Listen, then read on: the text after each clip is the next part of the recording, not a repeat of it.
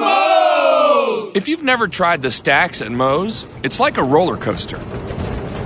Filled with 2 crispy tortillas, you realize something big is approaching. And that moment hits when all-natural chicken is added along with Moe's famous queso, fresh veggies, and all-natural shredded cheese. At which point, it's all folded and grilled crispy, flipping your world upside down. So hurry into Moe's Southwest Grill today for the stacks and enjoy the ride of a lifetime.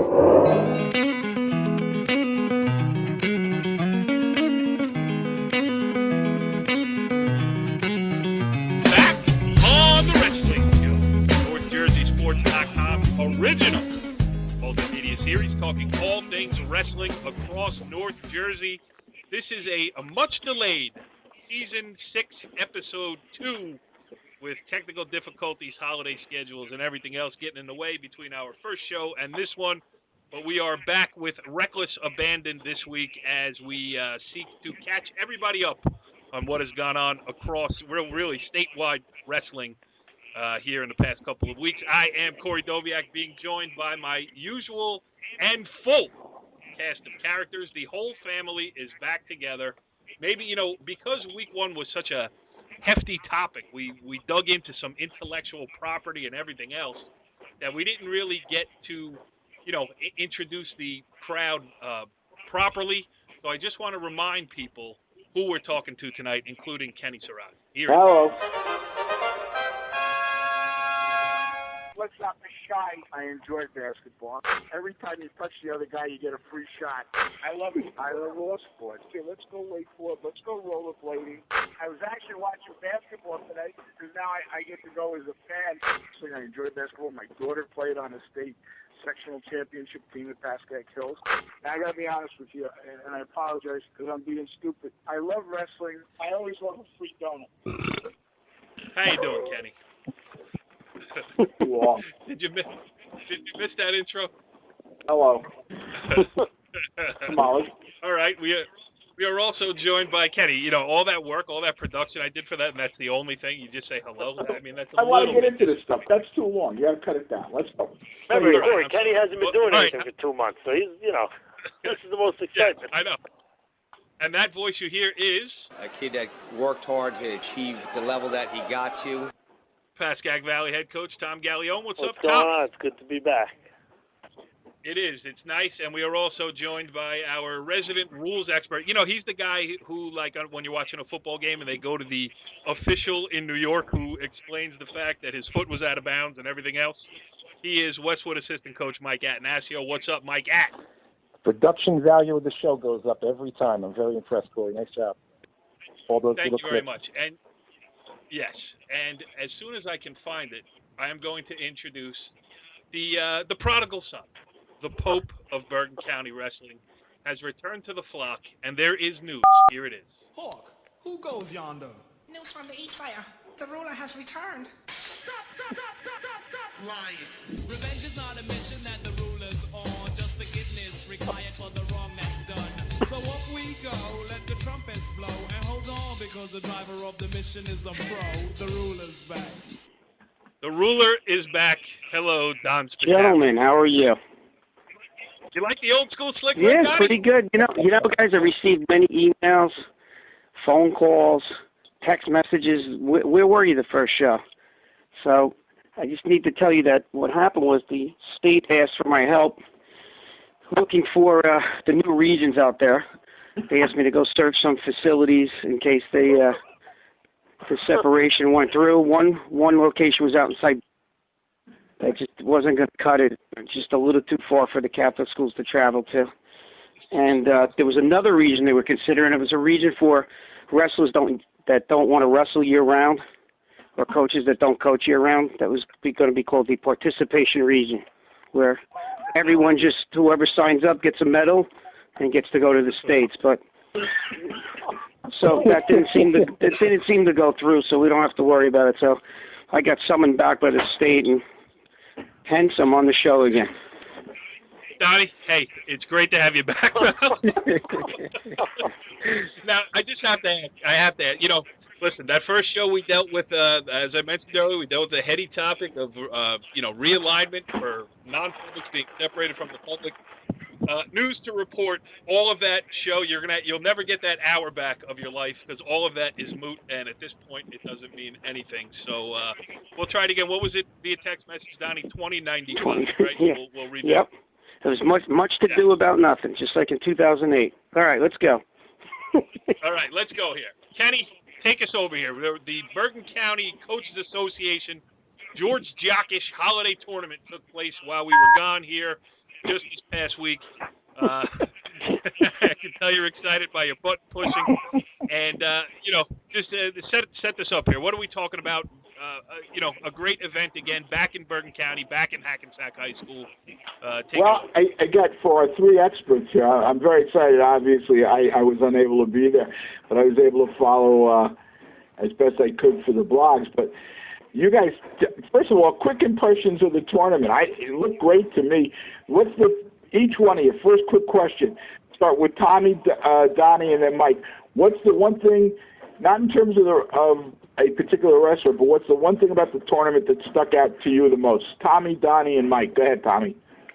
I like the, and I know we've touched on it a little bit, but I kind of like the little piece that they added with the seating regarding, appeals for freshmen coming in, because that was always the toughest thing to debate of the kids coming in, where they get placed. The only thing you really use on them is a wild card or a state place. So I thought that was a good addition to the tournament, and it kind of proved to be pretty, on point. So that was one thing I liked, Sam.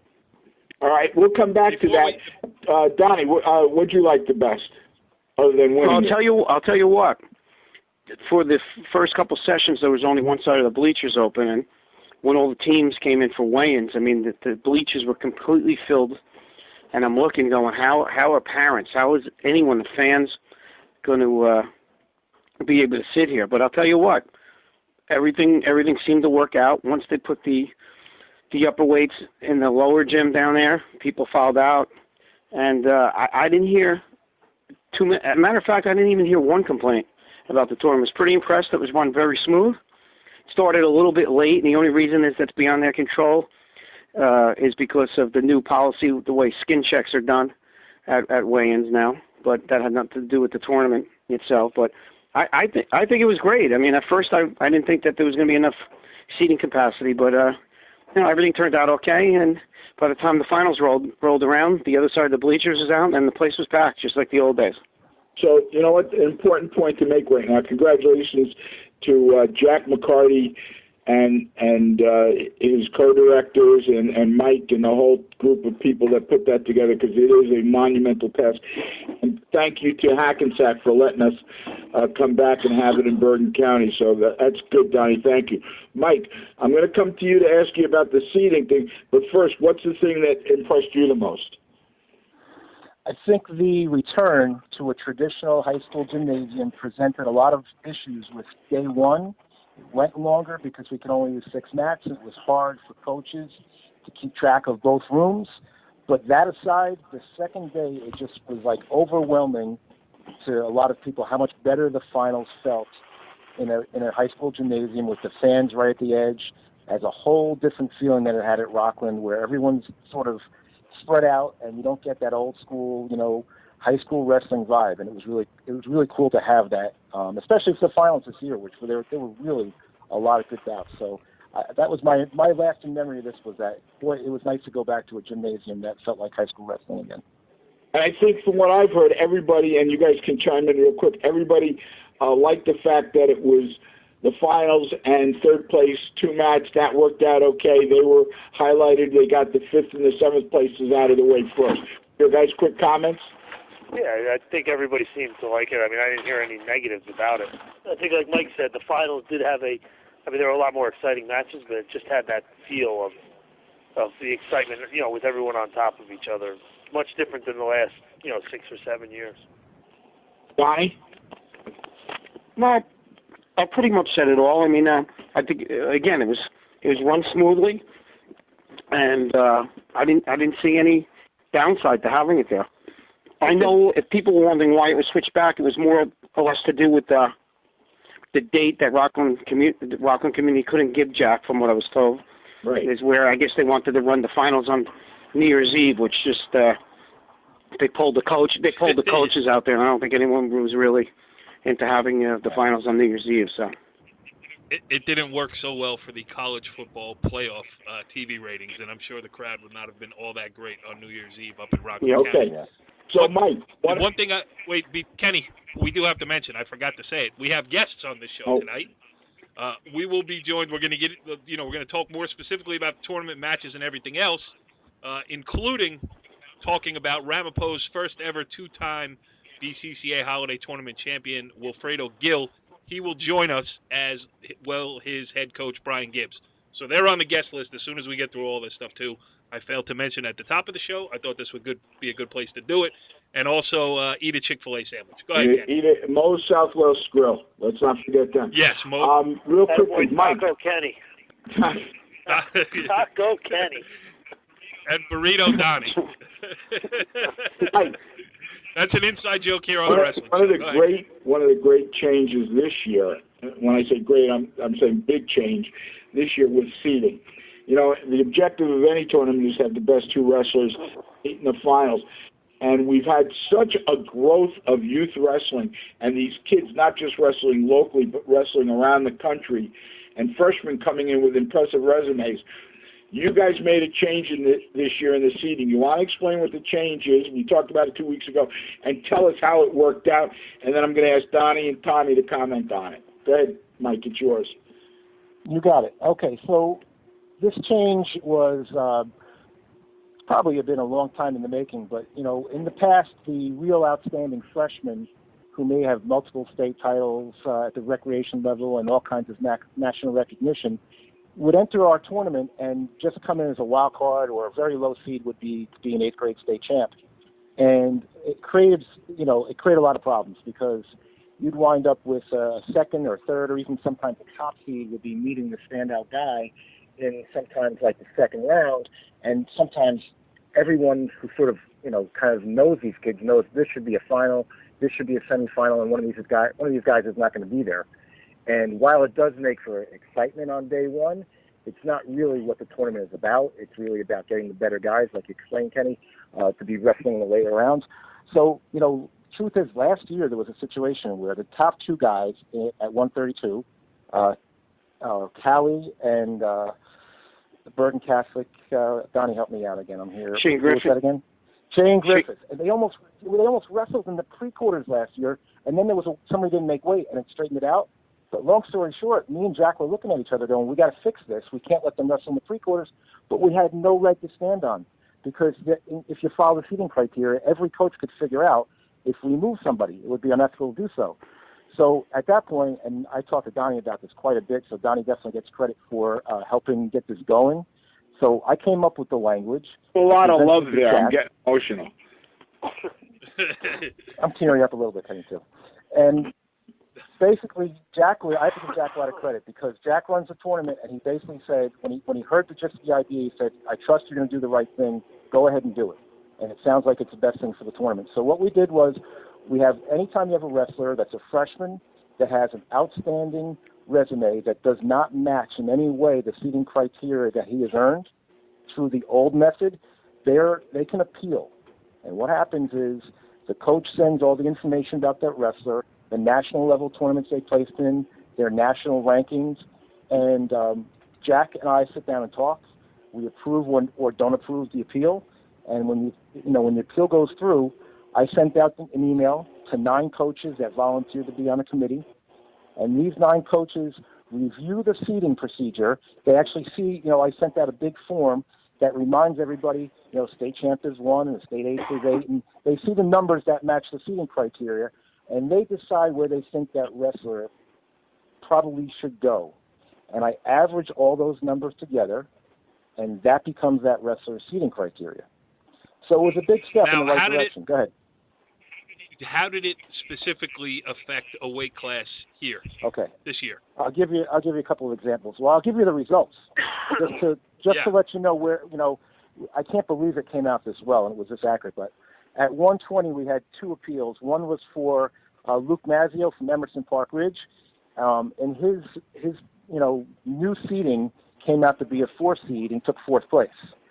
Cabanillas from Bergen Catholic was seeded 5th with the new policy, he took a 3rd place. Foca was seeded 1st, and he took 2nd place. Ricky Cabanillas was seeded 8th, and he took 8th place. He probably would have placed higher. He had an injury, but, you can't guarantee what matches he would or would not have won the wrestle. But that was on the money with 8th and 8th.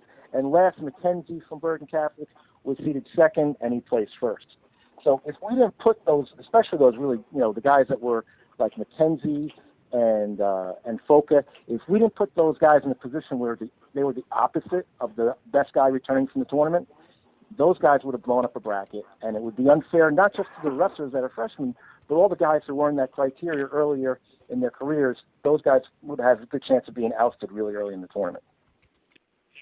Yeah, so definitely a positive. And going forward, is there anything you have to tweak about it, or did you just did it one shot and you're good to go here? I think the only tweak, I would like to get more guys in the committee because I think the more people you get on it, the more accurate it's going to be. Even though, it actually worked out to be really accurate. And the other thing I probably would change is to get it done a little bit earlier so that we can email the coaches out ahead of time, so they'll all know exactly what the wrestlers' new seeding criteria is. Because it seems like there was 1 or 2 guys that said, well, I didn't know that this guy was going to be seeded here, but I could look up a wrestler from last year and know what his seed is going to be. So, I mean, that's a tiny little tweak, but I think if we get that done next year, it'll just make it that much better. Well, I know a certain host of a little thing called The Wrestling Show on NorthJerseySports.com who'd be more than willing to give up his time to fill out a little pamphlet about who goes where. I mean, I don't know anything about wrestling, but I am attracted to the power that I would wield if I was named to that committee. You're on. Thank you. All right, Real Kenny. quickly, Donnie and Tommy, your thoughts about it and its success? Well, for the last couple of years, I've been suggesting to Jack something along these lines, and I think last year was basically where it really came to people really realizing with Shane Griffin. I mean, he came in as a 7-time kids state champ, and like Mike said, when there's a set criteria, there wasn't much you can do with him. But he knocked off a high seed very early, which I felt it wasn't fair to the kid who even got knocked off. So I think that was basically like that weight class year was like the poster child for this to eventually really take place. And like Mike said, I give credit to Jack that, things are evolving. The kids are getting better. Kids are wrestling nationwide. They're going all over. So, adjustments have to be made. And Jack is always willing to listen to anything to make the tournament better. I mean, years ago you would go and suggest something and maybe people that were in charge back then were like, absolutely not. It was old school and that's the way it is and that's the way it's going to be. But Jack is always, the tournament and Jack they evolve with the times, and he's always open to any type of suggestion, like Mike said, to make the tournament better, which is huge to have a director, tournament director, co-director that is always constantly interested in bettering, the tournament that he's running. But I think it was a total success. I mean, the numbers itself, it speaks for itself where the kids placed. And, think about it. If Foca came off winning one of the biggest national tournaments in the nation, getting OW, the Beast of the East. Can you imagine if he would have got, with the way the seeding went, he would have got a wild card. In all theory, like second round, it could have been him and Gil second round instead of having an exciting final like that. So I think everything has panned out. And, one thing Mike didn't say is whoever's on the committee, if you have one of your wrestlers that's up for an appeal, you cannot vote for your own kid. So all the voting and is done by peers other than yourself. So if anyone thinks that some fix is in, that you're on the committee and your kid's on there, you do not get to vote for your own kid. It's done by the other coaches. So I think it was a total success. I would like to form a committee to investigate maybe the possibility of renaming the show the Jack McCarty Love It. Let's also give props to Ed Salvi, who is the co-director, and I know Jack is always very generous in pointing that out. So I had forgotten to mention Ed before, so a little shout-out to Ed Salvi because he works very hard, too. Tommy, Not until he comes on the show, Kenny. No Okay. shout-outs. Tommy, real quickly, you like I it? thought you were gonna form a committee to have separation. I thought you were going there, but okay. Geez. All right. Wow. I was like, wow, I can't believe it's going back to that direction again. Okay, let's go. I wish I had my Welcome Back Cotter theme song queued up, Tommy. Tommy, did you like it or not? Yeah, I mean, I kind of, everything that those guys had said, it worked out well. I think, like Donnie said, the numbers kind of speak for itself, and I think the coaches, that applied for it, all did the right thing. They all knew they had a top caliber kid. There weren't coaches just searching for, trying to get maybe an average wrestler in a good spot. I think it was great. I think it was a good adjustment to the tournament. Well, but you didn't mention how great it was that Jack actually allowed. Well, and I'm proud that Jack allowed it to happen. All right, let's talk wrestling. Do I sense some jealousy? Do I sense some jealousy there, Corey? No, I just want to make sure that every time something is brought up, that Jack gets the credit. All right. I mean, maybe a little jealousy there. Jack may be ready to step down in the future. You could run the tournament, Corey. Oh, imagine that. Well, I'll have to see what my commitments are. I know it's strange for you. It's a sport without a ball, but I mean, you could maybe handle it. Go ahead. He only wants to do it if he gets to take photos of everybody and charge for posters. So leave very alone. Thank you. All right, let's wrestling. Let's start with Mike, then Donnie, then Tom. Wait a minute. Should we get our guests on first and then go back? Go ahead. Relax, would you? It's been a long layoff. Kenny's convalescing over there. He's so excited. I love it. Pretty soon the medication kicks in and start nodding off. Well, what are you going to do? You're going to start hitting the I mean, it is a long day. I mean, I just got in from Siberia. I'm trying to warm up. So go. You're right. Donnie just took the train in from Vladivostok. It was perfect. It was perfect for the non-public region. It really was, but just a little too far to travel. What do you mean? You got your own jet? Yeah. You could have, like Donnie, you could have done like, how the old champions come back and hand out the medals. You could have had like Ivan Drago. Hey, maybe you can drop St. Peter's football off there in Ireland on your way there. Yeah, I was going to say they're playing in Ireland next year. You can do the region out there and then come back. Yeah. I mean, some of the public school coaches suggested Chernobyl, but it's still too hot over there to have a tournament. Do they wrestle year-round in Chernobyl? Yeah. All right, well, let's move on to some of the participants in the aforementioned BCCA George Jockish Holiday Tournament as Kenny Sarajan beeps his approval at our two guests, both joining us here on the Moe's Southwest Grill Hotline. First of all, we welcome in Ramapo head coach Brian Gibbs. Coach, thanks for joining us here on The Wrestling Show. Thank you guys for having us. Well, we got a lot to talk about with you, including much about our other guest as we welcome in Ramapo's first ever two-time BCCA Holiday Tournament champion, Wilfredo Gil. Will, thanks for joining us here on The Wrestling Show. No problem. Thank you for having me. Well, let's jump right in with you, Will, first. I mean, just talk about, the pressure of being a returning champion. I don't know how aware you were of the fact that nobody at Ramapo had ever done it two times. I mean, did you bring that to the mat with you? Did you know about it? Yeah, I did not know until my Brian told me a couple minutes before my match, too. Pretty excited, wanted to get that done, and I did. Yeah, I mean, it's a crazy accomplishment for a Ramapo kid. Kenny, good to see Ramapo back on the wrestling mat.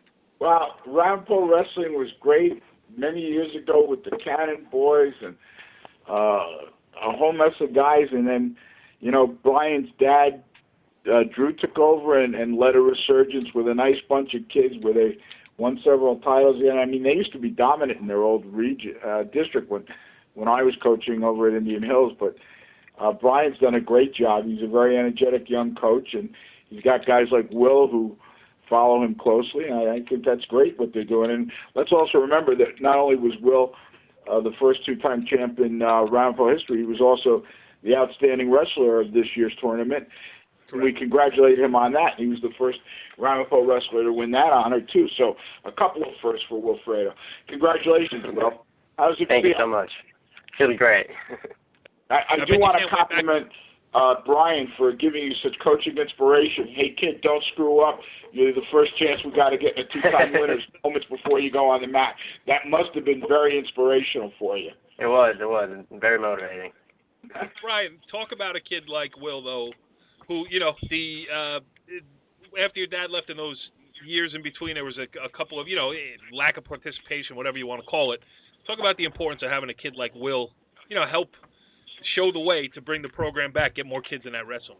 There were some dark days after my father had left, but Will moved to Oakland before his sophomore year, and I probably met him a week before the season started. He was a very quiet kid at first, and we knew he was going to be good just from first seeing him in the room, but he's worked harder, or as hard as anyone in the state, anyone in the country to get where he's been at this point. And I said it to him, and I told it to anyone. He's everything that he's gotten, he deserves because of how hard he's worked. And it's good to have him setting an example for the other guys in the room. The younger guys in our rec program see him. They can accomplish these things at Ramapo. So it's great to have him as the face of the program right now. Definitely helping to lead us back to where we want to be. And Will, do you feel that too? I mean, do you feel like you're a little bit of a Pied Piper, trying to lead it back? Yeah, I do, because I have an 8th grader, Brian Fall. He always talks to me. Looking forward to coming to Ramapo. Yes, I inspired him by doing what I did. Yeah, it's pretty cool. Mike Att, what do you got? Well, congratulations again. Great job. I have a question about your approach to the match. I watched it closely, and I think the key was probably your neutral wrestling won the match for you. Was that something that you thought going in, this is where I have to beat this guy, or is that something that just sort of happened out there? What was your approach? No, I did plan on that since I did see his match with Pharaoh at Beast, and I knew it was not too strong on his feet. So, and I'm pretty dominant on my feet, and I've been working all summer on it. So I took advantage of it and went after him. Did what I do. Excellent. There's a lot of interesting elements to that match. There were a lot of times when there was times, obviously he's a very good mat wrestler, and he got a bunch of one counts on tilts, which were like, were you aware while that was going on that you were close to back points but not giving up back points? What was your mindset during that period? Well, I was definitely trying on bottom. I knew it was tough on top. I just wanted to build my base and make sure he didn't turn me. I was watching out for the one count because it's very tough. But, bellied out. Yeah. Tommy, you got something? Yeah, Will, congratulations again. And, I've seen how hard you work, so, this isn't that much of a surprise to me.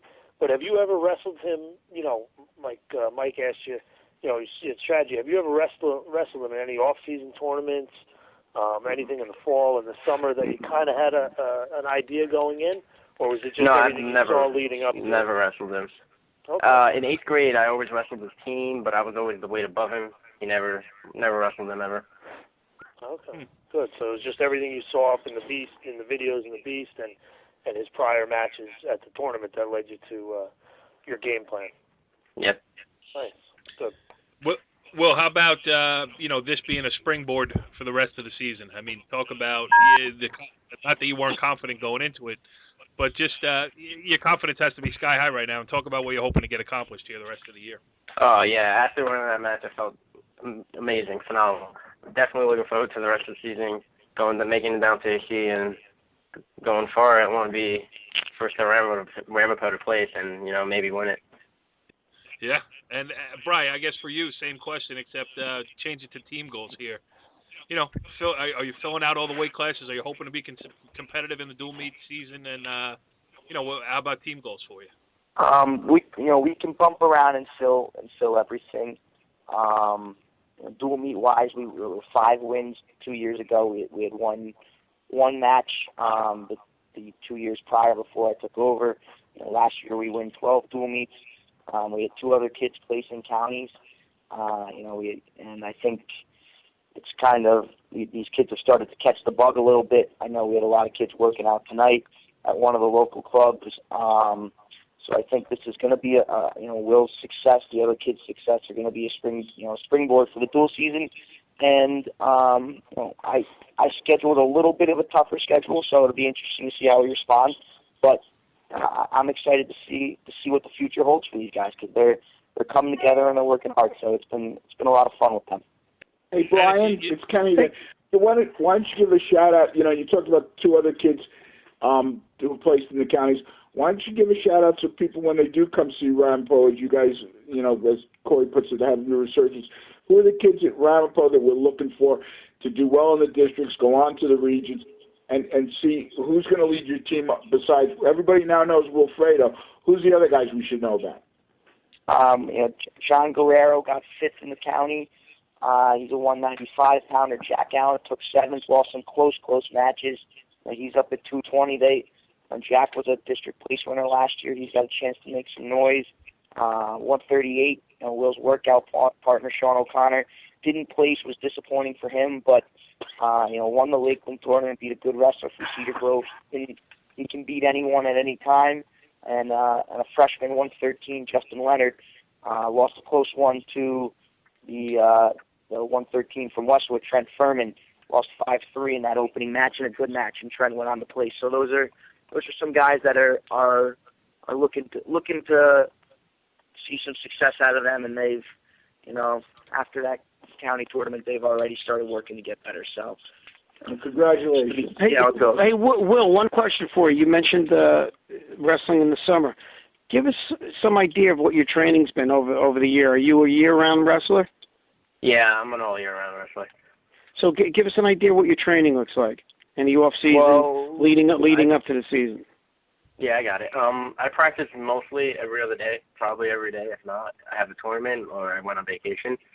But then I went to a couple of tournaments like Virginia Beach and the duels, and I went to the Freak Show this year in Vegas. That was really fun.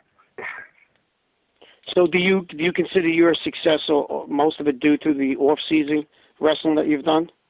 Yes, I put a lot of work in this summer. So basically, if you're telling the kids out there, success in this sport is basically done year-round and in the off-season. I mean, yeah, you could have talent and be good during the season, but you need to put work in at the end throughout the entire year. Good stuff, Will. Hey, congratulations on a great accomplishment, but you got a lot ahead of you coming up the season. We wish you continued good luck. We will keep our eye on you, especially, as Kenny loves to mention, the Ramapo Wrestling photo shoot coming up on January 11th here on NorthJerseySports.com. We are all looking forward to that. Coach Gibbs, thanks for coming on. Good to catch up with you, and I will see you on January 11th as well. How about that? Sounds good. Good talking to you guys. All right, interesting stuff there with Ramapo head coach Brian Gibbs and Ramapo's 2-time BCCA champion Wilfredo Gil.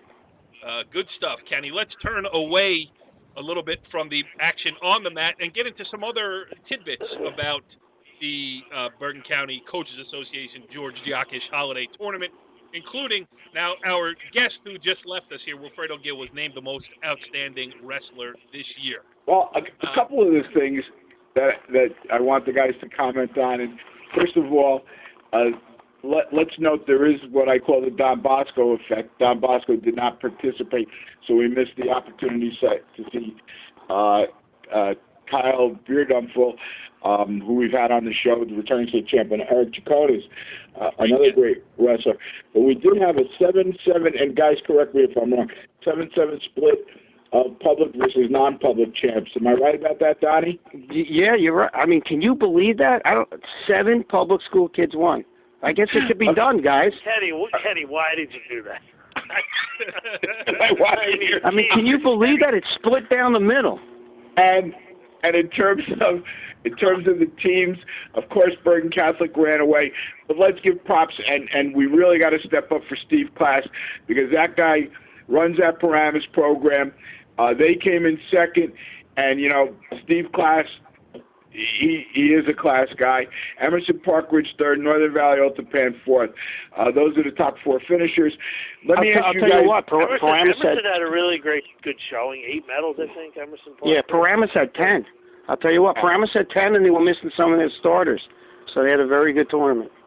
So real quickly, I'll start with Mike, then Donnie, then Tom. 2 questions, and you can answer them both at the same time. Wait a minute, Kenny. What? Is this my cue? No, we're not there yet.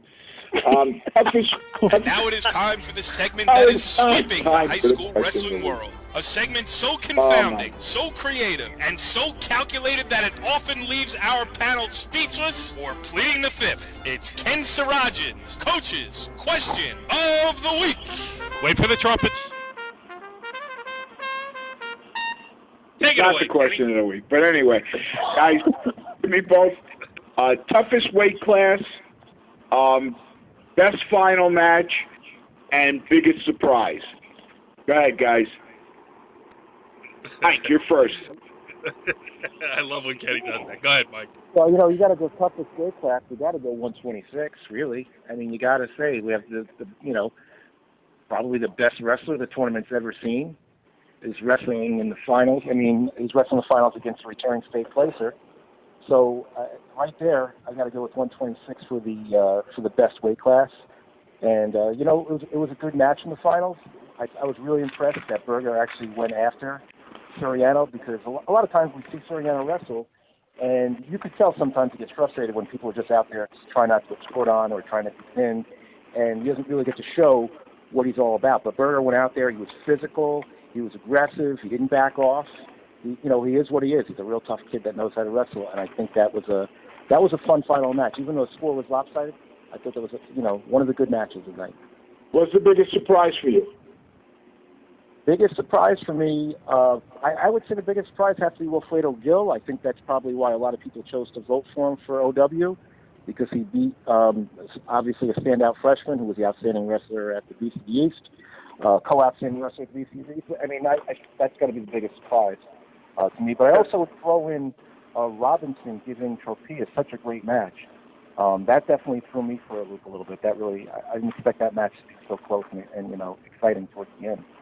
With a controversial ending, right? I think that one was really controversial because I think there were times when a lot of people thought he had a takedown against Tropea, but I think the most controversy was Gil's match, because that match had 3 sets of 1 counts for back points that would have given the airfall for Bergen Catholic, that were close.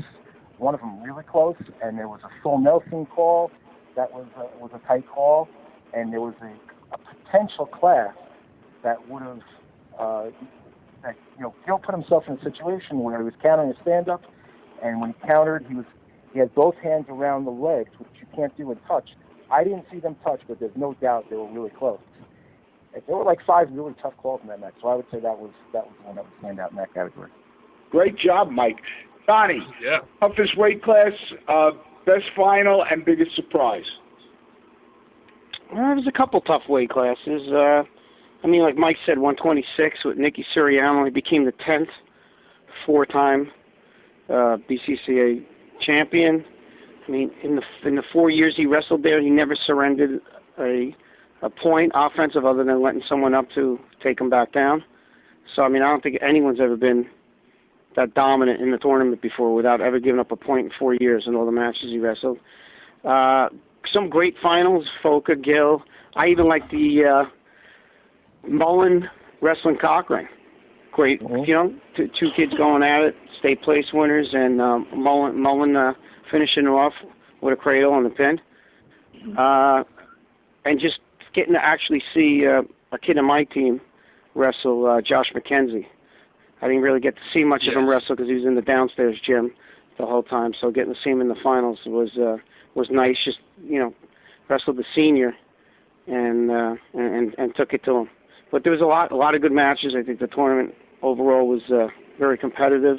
A lot of the weight classes were tough, and it was just a good tournament. Yeah. Donnie, let me ask Donnie one question about Suriano, just out of curiosity. Like, say he goes through this season with everything he's accomplished, he's never lost. Say you go to, you're wrestling a lot of these tough tournaments out of state and doing everything else, and he loses a match, but then goes on and wins his 4th state championship. Would his, and I'm kind of asking you to speak for the kid because he's not on the show tonight, and you're around him a lot. Do you think he would see it as a disappointment if he had a 1 in the loss column for his high school career? Nicky would be the first one to tell you he's never afraid to lose. he's lost. It's been in the off season. He's always come back. He's made readjustments. He learns from it. It doesn't. I mean, some people, a loss just crushes them, and they're never the same. You know, he'll lose. He's not afraid. He puts it all on the line every time he's out there, and you know, if it was to happen, I mean, so be it. He's not going to lose focus. His focus would still be nothing would change. He'd still train the same way, eat the same way, do whatever he does, and the goal being at the end of the year winning, you know, another state championship and going on to college. And he has goals of being an NCAA champ and an Olympic champ someday. So nothing's going to change. Sun's going to come up the next day and everything, and he'll be right back on course. That's the type of kid he is. That's what makes him different from other kids. So but he's obviously setting the goal to go through undefeated, though. I mean, that's got to be a big. I mean, and why not? I mean, no one's beaten. And this week we're going out to California, and there may be two top 5, top 6 kids in his weight class alone out there. One kid, if he's at 126, was the number 1 kid at 106 last year. The number 1 kid in the nation, moved up to 26 this year. So he wrestles whoever's put out in front of him. It's amazing watching this over the last 4 years. I don't think anyone in the state has wrestled the type of kids and the competition that he has. It's just amazing. No, yeah, you guys have taken him on quite a ride. I mean, to expose him to this stuff as a high schooler is only going to help him. I mean, not that he needs the help, but going forward at Penn State and everything else, I mean, nothing's going to catch the kid off guard. You know what I mean? With what he's already done. He's pretty much prepared. Yes. All right, go ahead, Kenny. Where Actually, I'm going to interject something that I read about Nick Siriano, and I really got to echo. You know, Donnie's very close to him. We all know that, but the beauty I love that I read about this kid is exactly what Donnie just said. This kid is about wrestling. You know, you'll hear the great coaches never talk about winning and losing. They talk about doing the right thing. And if you do the right thing in practice, you know, as Donnie says all year round, you work on the right things, you'll be a champion. And this kid, the other day, was quoted in the paper saying, you know, I do things for wrestling. This kid cares about wrestling and being the best he can be as a wrestler. And he understands if he does that, the winning comes. And I really agree with Donnie. I don't think the kid cares about winning or losing. I think he just looks to be the best wrestler he can be every time he goes out there. And there's a beauty to the purity of that. I really just, I'm sorry, but you got me started on that. And No, I agree with you because what brought it up into my mind is I remember trying to interview him after the finals last year in the BCCA tournament. He won, but he wasn't. I don't even know if he wasn't happy with the way he wrestled. As we mentioned earlier, a lot of kids come out defensive against him. Rubenetti certainly came out defensive against him, and maybe Nick didn't get everything done that he wanted to in that match. He still won, and he wasn't obviously happy with his performance. Now, he was up against a good kid, and he didn't have opportunities to do as well as he wanted to. But that's why I asked the question, is because just knowing his mindset of, you know, he didn't feel like he wrestled a perfect match, and I just wanted to know, you know, and that was a win. So what would happen in the case of a loss? You know what's great? If you read, you know, the newspapers, one of his great quotes that he said was he respected Berger for bringing it. Like you said, most kids will ball and they try to survive. I mean, their main goal is I survived with him for 6 minutes, and a lot of times, you know, he wants people to come after him. He wants people to try, and you know, and he totally respected Berger for coming after him. You know, he gave him, you know, he actually made that statement in the paper. So, you know, he wants a challenge. He really does. All right, Tommy, toughest weight class, biggest surprise, and best final. I think one of the tougher weight classes was 132. You know, obviously with the two that in the final, Gil and Foca. You look at one of the best matches in the final. I thought was Donnie hit on the Cochran Mullen match was great, but I also like the Sabahi and O'Malley match. You know, O'Malley's a kid that's not in our region. And watching that match go to overtime was probably one of the better matches. And then obviously the Robinson-Tropea match. I mean, Robinson hung in there, and, you know, close call at the end. But that was probably one of the more exciting ones. You know, and interesting about 132, you had 5 kids from District 8 placing in the top 8 at 132. So kind of gives you a preview of where what that district's going to be like come February. And possibly with Schneider coming down to 32, which he said in the paper too. So imagine if Schneider shows the depth of District 8 at 132. So yeah, that was an amazing thing. Imagine if Schneider comes down at 32. Okay, before we get to our real question of the week, the last question I have for you guys is up and coming guys that you saw. McKenzie burst onto the scene, and he's a man already. He handled everything and just dominant style. Who else did you guys see besides the one that everybody else knows, Foca and those guys? Who did you guys see as up and comers that may not have been in the finals, but we should be watching for? Donnie, you've talked about that Paramus freshman that you saw at Beast of the East. What guys that we might see as freshmen and sophomores should people be looking out for? Well, not just freshmen and sophomores. I'll tell you what. There's like a couple teams that you took notice, and I think Garfield was one of the teams I took notice of. They got some young kids there, and again, I mean Robinson's name came up. I think he really impressed a lot of people in the finals. But Garfield has a bunch of kids that made some noise over there, and people paid attention to them. It's just what caught my eye personally. Okay, what caught your eye as up and comers, Mike? Kids or teams? Yeah. Well, I'll go to a team for a second. Ramsey placed everyone from 160 up. I mean, the coach was even shocked at one point. I said to him, you're in like fourth place. This is like halfway through the tournament. He goes, no, I'm not. I said, yeah, you are. He's like, no, I'm not. It's hypo. And then he goes, you know what? I got a lot of guys left in the other room, I think. And then he goes through the whole thing. Goes, oh wow, the whole other room is in the quarters. Holy crap! I'm like, So Ramsey was kind of impressive like that. I agreed about Garfield. You know what? When it comes to the guys that kind of surprised you, the Cabanillos at 138 was really giving Sammy Snyder a very, very good match before he lost. That was a very tight match for a while, so that was really impressive. He's a freshman. And he was, he's not really normally in the starting lineup. That was super impressive, obviously. Another younger guy that stood out to me was another Bergen Catholic at 160. I think it's Astrian. I might have his name wrong. He actually frustrated Cochran quite a bit earlier in their match. It was 0-0. Yeah, I think that was like a 5-1 match. It was a chess game, that match. Yeah. Yes, he's very strong, very tough to take down. So that's another guy that maybe might get overlooked with all the other guys on the team right now. But to me, I was watching this guy. I'm thinking to myself, boy, he's a freshman. He's tough, Yeah. All right, Kenny, are you ready? I didn't hear from Tommy yet. Oh, sorry. I think up and comer. I think Mike At's guy at 113, Trent Furman. I think that's you're going to be hearing a lot about him over the next few years. And I'm going to be a little prejudiced, but I think Matty Byer at 132 for PB. He had a very nice tournament. He's wrestled, he wrestled Gil in the opening tournament. He wrestled Foca this tournament. Those are two of his 3 losses on the year. He's I think, going to make some noise come later in the year. All right. Tommy, wait, hold on. Tommy, Tommy's a panelist here on the Wrestling Show, the most powerful voice in North Jersey wrestling. Brag a little bit about the PV Indians. Not a bad tournament for you guys. No, not a bad tournament. Better than last year, but, 3 place winners. Robbie Natelli, 8th at 113, lost to, Mike's guy.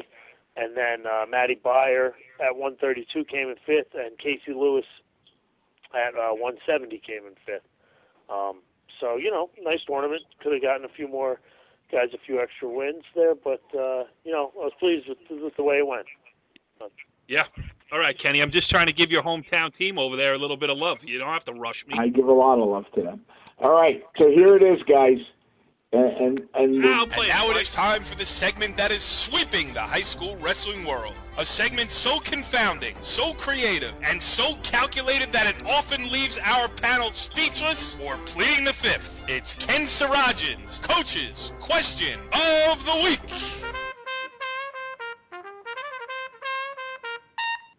Okay, Kenny. And I want to preface this by saying this is a hot topic every time, picking an outstanding wrestler. And Wilfredo Gil was certainly a deserving guy. But the question is, does Nick Sirianno face prejudice because he's so good?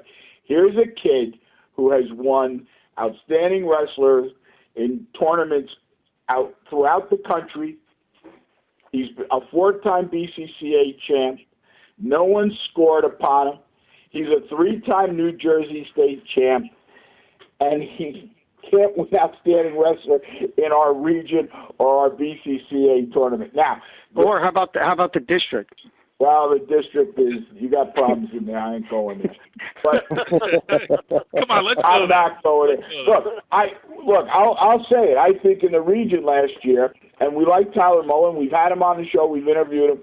I do believe there was prejudice where the public school guys say, we don't want to give it to one of the parochial. It was the first salvo in this fight that we saw come. I'll say it. You guys don't have to say it. Nobody likes me anyway. I don't give a crap. But the question now is, and we're not knocking Wilfredo Gil. I don't want anybody to think we are. Kenny, wait. Before you go any further, can I just ask that you direct this question toward Donnie first? No, I don't want to go to Donnie first. I want to hear from Mike and Tommy first, to be honest with you. So you can't do that.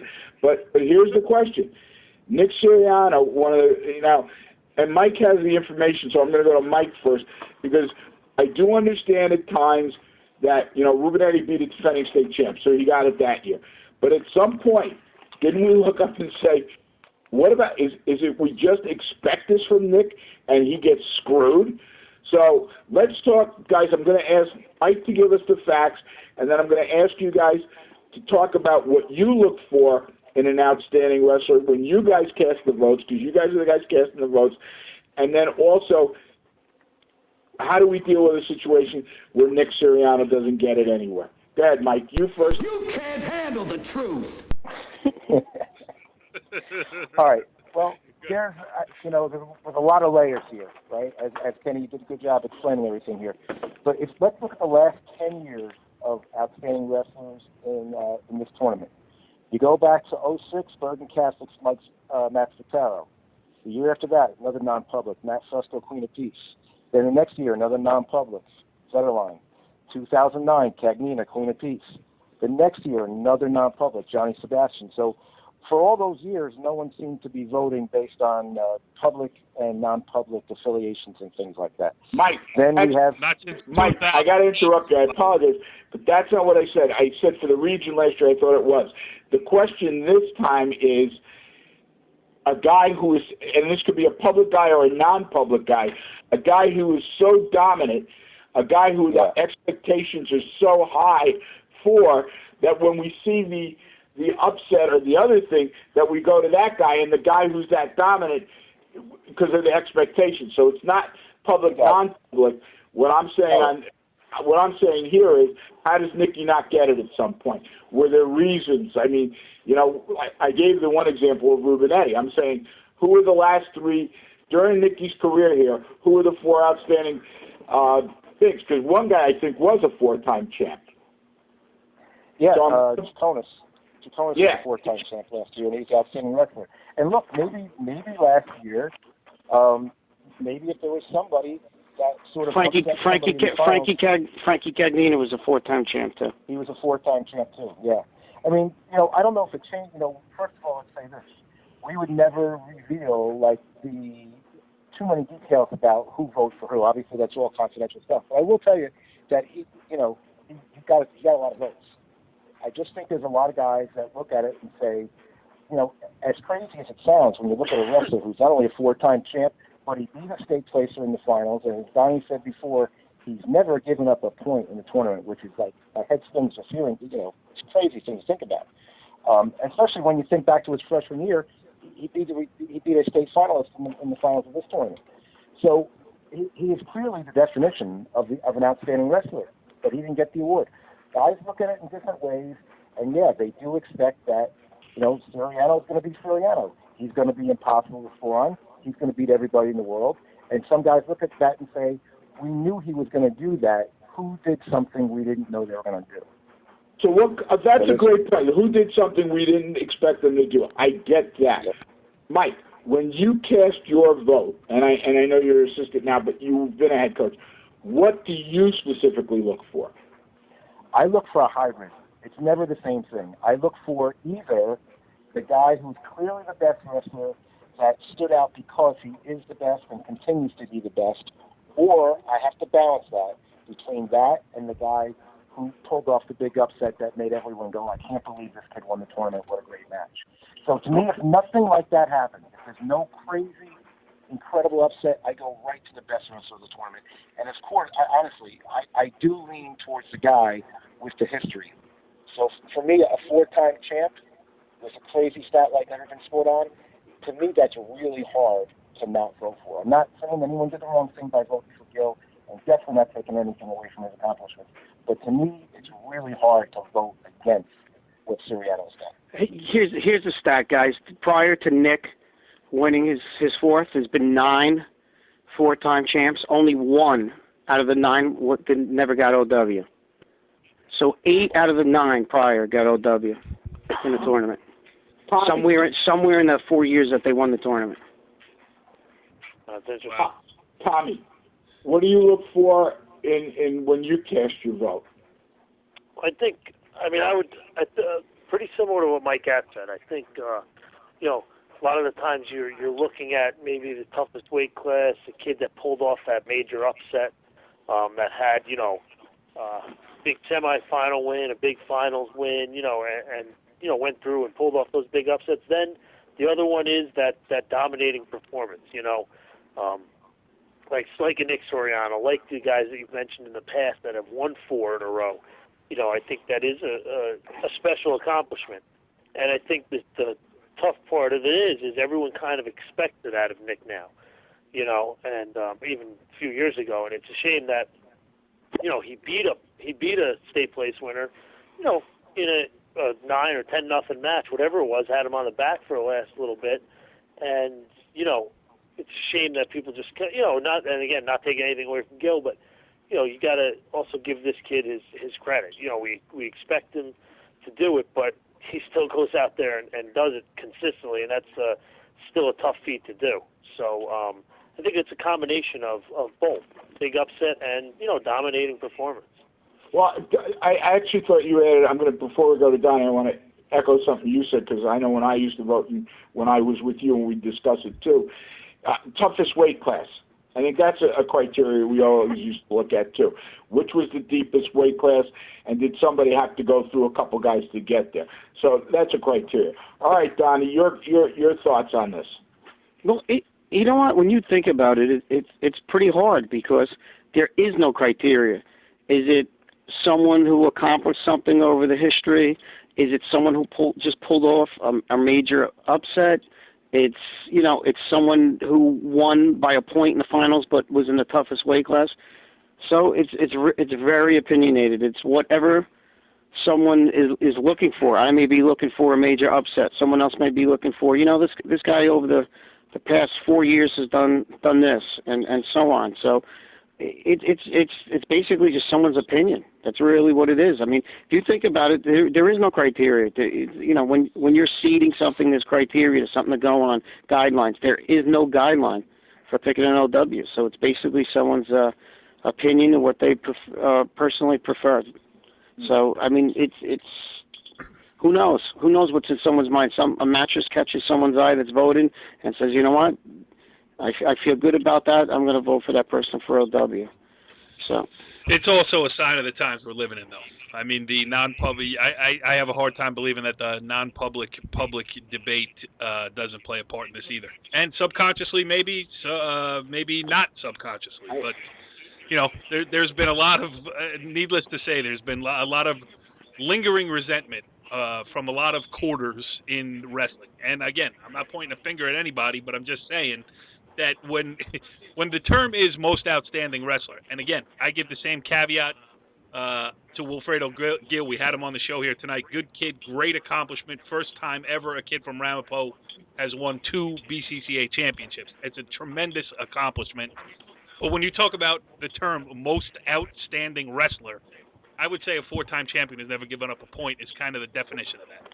So, that's just my 2 cents worth. Well, hey, you know what? In this instance, though, excuse me, Donnie, in this instance, I think people went to Gil because Foka was the Beast of the East champ. And should have been split. Wouldn't it have been great if it came down and it was a tie, Mike? Wouldn't that have been perfect? It would have been great. I can't say that I thought that there was any prejudice against Nikki in terms of public, non-public, this one. I just think it's two factors. It's who Gil beat, and I think the other factor is we don't appreciate Soriano for as great as he is. No, I agree with that, but Kenny, there is. I mean, what has anybody in wrestling around here been talking about for the last 2 weeks? I mean, us included. It's been the non-public thing. You know what? I mean, it really. Corey, go ahead. Listen, just to, I agree with you 100%. I think there are some guys that didn't vote with the public non-public thing in mind, but some guys probably did. I can pretty much guarantee some of them did. Put it this way: if he wasn't from Bergen Catholic, if he stayed at Paramus, how many district, region, or county OWs do you think he would have won? I think it's safe to say he would have gotten a few. And I'm not pointing fingers here. Let's just be honest. We're always honest on the show. He absolutely would be viewed by certain coaches in a different light if he stayed at Paramus and he was a Spartan. You know what? And that hurts me because you know why? Because one of the things we've always said about wrestling is it always gets settled on the mat. And we but MOW never does. It gets settled by secret ballot. You've seen Mike, and we'll be blunt with the public. Mike and Donnie and Tommy and Corey and I, we text all week long, and we have arguments all week long about everything. But when it comes down to it, we all know that non-public, public, this kid, that kid, it always is getting settled on the mat. And that bothers me. I gotta be honest with you. But and Mike, I'm not disputing you. I think you see it, so I'll shut up. All right, I'm done. Hey, on that note, since we're always honest, just wanted to say that 9 teams finished over one non-public school. 29 teams finished over another non-public school. And 40 public schools finished over another non-public, so it can be done. But who came in first? You're right. Had Holy Angels. Listen.